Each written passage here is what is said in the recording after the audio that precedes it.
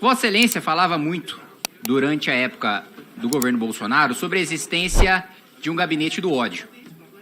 Pois nós fomos surpreendidos aí nessa semana com uma matéria do Estadão falando sobre a existência de um gabinete do ódio do PT, inclusive com o próprio secretário de comunicação do PT admitindo as reuniões diárias com o Ministério da Secretaria de Comunicação e com a denúncia também do Estadão de que influenciadores ligados ao governo estariam lucrando bastante com a disseminação de notícias falsas nas redes sociais. Nunca ouvi falar no tal de gabinete ousadia, só achei ridícula essa matéria.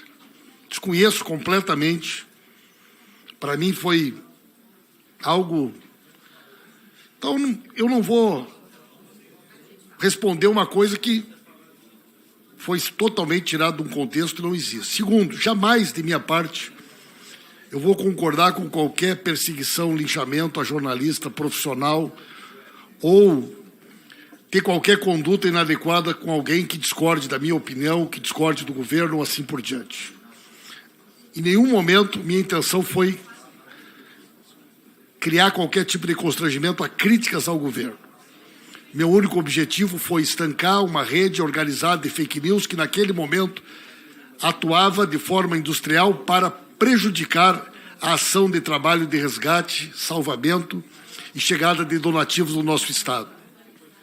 Só sobre o episódio dos caminhões. Nenhum caminhão foi paralisado para exigir nota fiscal.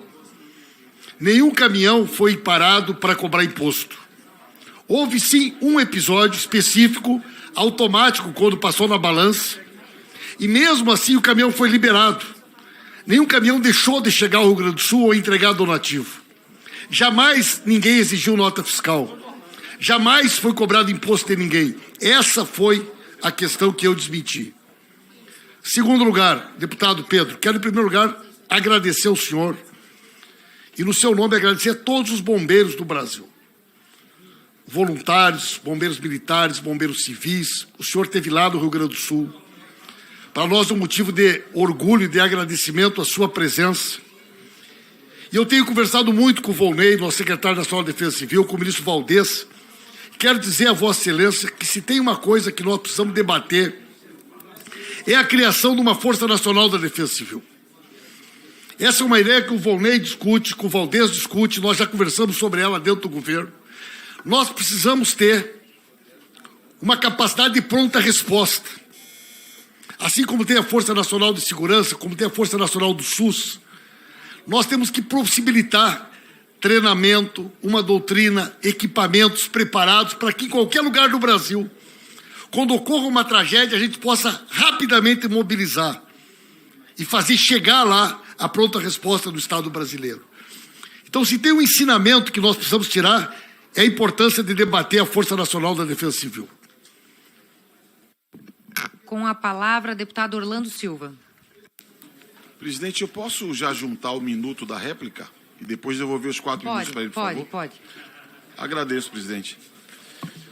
Ministro, em primeiro lugar, eu quero agradecer a Vossa Excelência o fato de ter vindo até essa comissão para expor o conjunto de medidas que o governo federal tem desenvolvido no esforço de resgate, recuperação e reconstrução do Rio Grande do Sul depois daquela tragédia. Devo dizer, ministro, que eu fiquei constrangido com essa reunião.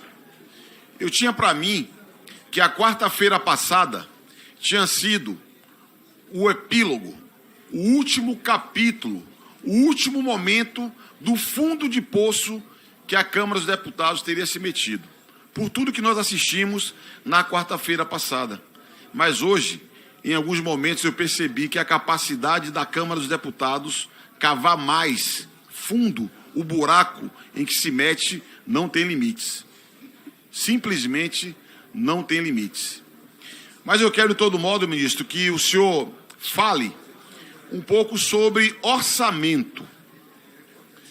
Eu não tenho a menor dúvida de que, vencida essa fase dramática do resgate, e enquanto houver desaparecidos essa fase precisará ser enfrentada até que nós possamos oferecer informação a todas as famílias gaúchas que sofreram com perdas de entes queridos. Entraremos numa fase de reconstrução. Eu saúdo as iniciativas que foram adotadas, sobretudo de crédito com juros zero, crédito simplificado, crédito para viabilizar a retomada da atividade econômica.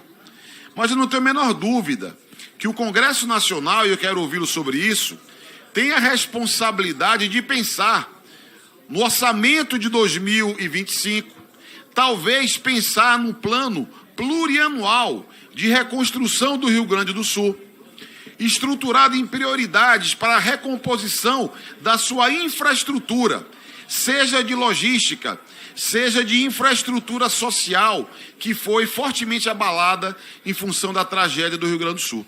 Então eu gostaria que o senhor desenvolvesse um pouco mais informações, se já há um pensamento elaborado no ambiente do governo.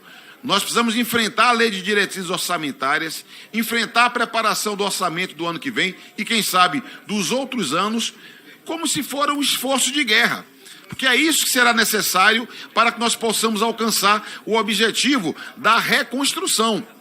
E, evidentemente, o próprio Congresso Nacional deveria se debruçar acerca de medidas de estímulo à atividade econômica. O governo adotou medidas emergenciais, mas o Rio Grande do Sul, salvo engano, era a 5ª ou 6ª economia do país. Essa economia, a ação do setor privado, exigirá um conjunto de medidas que impactará, inclusive, em despesa tributária, que impactará, inclusive, em subsídios e estímulos para a retomada dessa atividade econômica. Então, eu acredito que essa comissão e esse parlamento ajudará muito mais o povo do Rio Grande do Sul se enfrentar medidas para garantir estímulos e investimentos na reconstrução do Estado. E fico feliz, ministro, porque muitos impropérios foram dirigidos a Vossa Excelência, mas o senhor apresentou de modo sucinto, durante 40 minutos, as medidas encaminhadas pelo governo federal para apoiar o Rio Grande do Sul. E a oposição ficou em silêncio diante de todas as medidas apresentadas. O silêncio da oposição, nesse caso, é um aplauso vibrante pelo esforço e trabalho do governo do presidente Lula. Deputado Orlando, duas coisas são extremamente importantes nesse debate. O primeiro deles é o debate que foi trazido aqui anteriormente pelo deputado Helder, que é o debate sobre o sistema de proteção da região metropolitana. O presidente Lula já determinou, ministro Valdez, ministro Renan. Nós temos uma discussão com as universidades públicas, os institutos de pesquisas, para um grande estudo, para que nós possamos pensar e encontrar soluções definitivas para que uma situação como essa jamais se repita. Isso envolve as bacias hidrográficas dos rios que foram diretamente atingidos, o sistema de proteção, o sistema de casa de bombas de Porto Alegre e também a vazão da Lagoa dos Patos em direção ao mar. Esse é um grande estudo que será feito, né? Esse tema é talvez hoje o grande debate que surge após essa discussão que nós estamos vivendo, que nos obriga a pensar sobre as mudanças climáticas, que nos obriga a pensar sobre o negacionismo ambiental. Isso se reflete também em opções que esse país fez ao longo dos últimos anos. O senhor sabe que no PAC 1 e no PAC 2, um conjunto de investimentos, inclusive para essas cidades atingidas, foram apresentados projetos para proteção de encostas e prevenção de enchentes.